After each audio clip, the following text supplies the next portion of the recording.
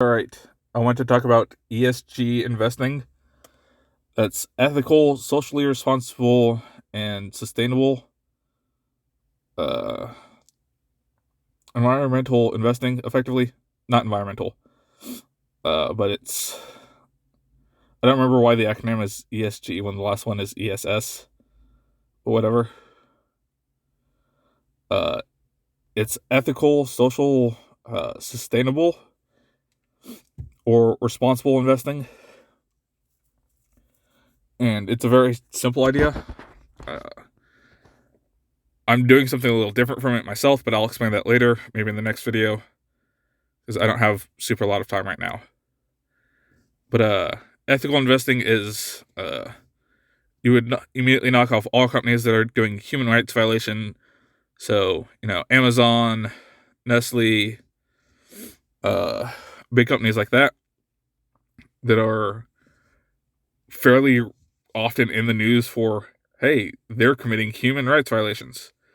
Whether that be Amazon's poor treatment of workers, or Nestle trying to buy up public water and deny access to poor and low-income families.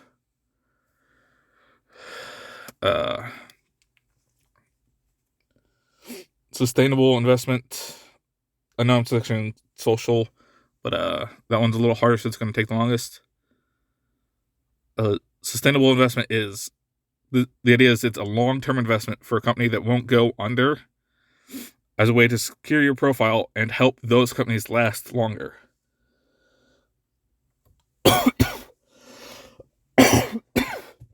Sorry. The idea behind this one is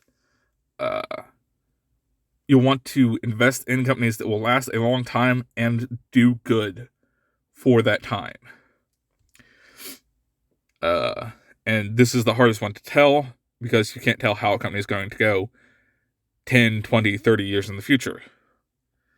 But the idea behind it is,